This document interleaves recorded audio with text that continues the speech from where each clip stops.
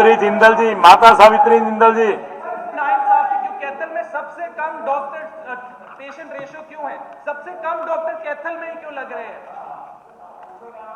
माननीय उपाध्यक्ष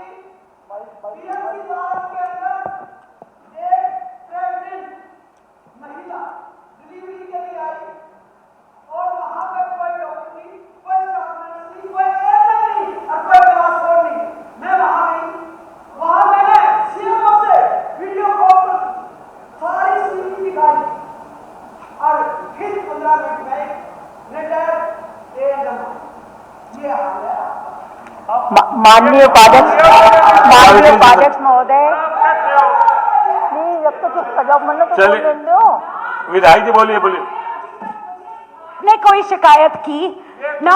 आपने एक मिनट जानी साहब बैठिए। तो विधायक जी बैठो। माता जी आप शुरू कीजिए, विधायक जी शुरू कीजिए आप। माननीय उपाध्यक्ष महोदय, आज मुझे 15वीं हरियाणा विधानसभा के दूसरे बजट सत्र में राज्यपाल महोदय के अभिभाषण पर बोलने का आपने अवसर दिया।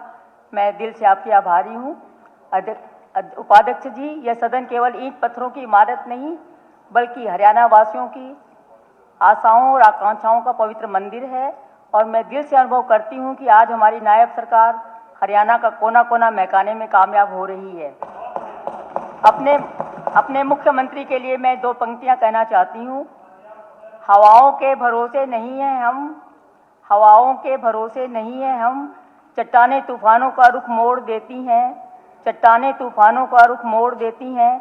अपने पंखों पर भरोसा है हमें, अपने पंखों पर भरोसा है हमें, हवाओं के भरोसे तो पतंगे उड़ा करती हैं।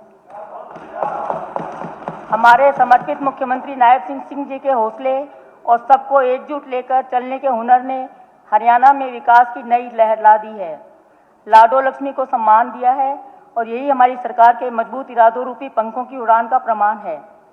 उपाध्यक्ष महोदय, आज जब हम यहाँ एकत्र हुए हैं तो हमारे कानों में वंदे मातरम की वह अमर गूंज है जिसने हाल ही में 150 वर्ष पूरे हुए हैं।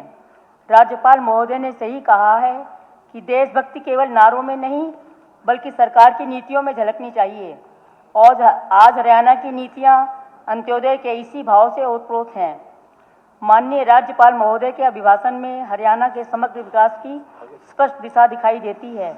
इसमें विजन 2047, अंत्योदय की भावना, किसानों, युवाओं और महिलाओं के सशक्तिकरण तथा बुनियादी ढांचे के विस्तार का जो रोड मैप प्रस्तुत किया गया है वह राज्य को नई ऊंचाइयों तक ले जाने का संकल्प दर्शाता है। मैं सदन के सामने कुछ बुनियादी तथ्य रखना चाहती हूँ जिनका बहुत मजबूती से राज्यपाल महोदय ने उल्लेख किया है।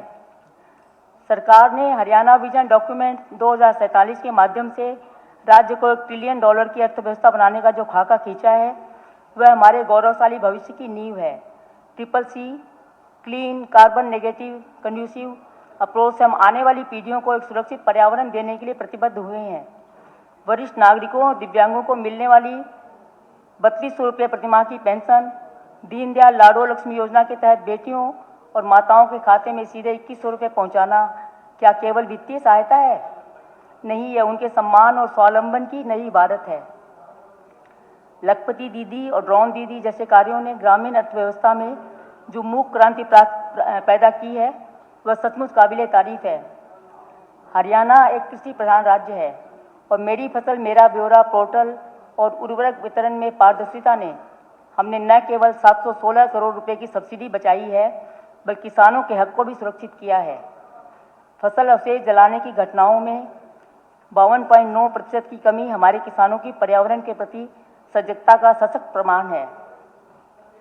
अध्यक्ष महोदय, राज्यपाल महोदय का यह अभिभाषण सिद्ध करता है कि हरियाणा अब 9.5% की विकास दर के साथ देश का नेतृत्व कर रहा है। 16वें वित्त आयोग में हरियाणा की हिस्सेदारी बढ़ना भी सरकार के कुशल वित्तीय प्रबंधन की जीत है। बाल वाटिका के माध्यम से सरकारी स्कूलों में निजी स्कूलों से बेहतर प्री प्राइमरी शिक्षा देना हमारे बच्चों के उज्जवल भविष्य की गारंटी जैसा लगता है।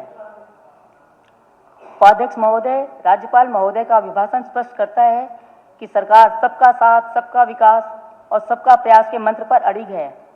इस सदन और विपक्ष के साथियों से मेरी अपील है कि हम दलगत राजनीति से ऊपर उठकर हरियाणा को वैश्विक इंडस्ट्रियल हब बनाने के विजन को साकार करने के लिए कदम से कदम मिलाकर सहयोग करें। हरियाणा के जल अधिकारों की रक्षा के लिए साझा धर्म निभाएं। राज्यपाल महोदय के अभिभाषण में विशेष रूप से सामाजिक सुरक्षा, शिक्षा कौशल, औद्योगिक प्रगति और सुशासन पर दिया गया जोर यह विश्वास दिलाता है कि विकास केवल आंकड़ों का नहीं बल्कि आम नागरिक के जीवन स्तर को बेहतर बनाने का माध्यम बनेगा। मैं आशा करती हूं कि इस अभिभाषण में लिया गया विकास का संकल्प धरातल पर उतरेगा और हरियाणा विकसित भारत के लक्ष्य में अग्रणी भूमिका निभाएगा, क्योंकि यह अभिभाषण केवल उपलब्धियों का ब्यौरा नहीं बल्कि विकसित हरियाणा का संकल्प पत्र है। आइए हम सब मिलकर हरियाणा को देश का सिरमौर बनाने में रचनात्मक योगदान दें। अंत में मैं यही कहूँगी कि हम सभी सदस्य इस लोकतंत्र के पवित्र मंदिर में जनता के अपार विश्वास और ढेरों उम्मीदों का पिटारा लेकर पहुँचे हैं। चुनाव के रण में हमने अपने क्षेत्र की जनता से विकास, न्याय और खुशहाली के जो वादे किए थे उन्हें पूरा करना अब हमारा परम धर्म और नैतिक उत्तरदायित्व है। मेरे विधानसभा क्षेत्र के हर बुजुर्ग का आशीर्वाद, हर युवा की आशा और हर माता बहन का भरोसा आज मेरे कंधों पर एक जिम्मेदारी बनकर टिका है।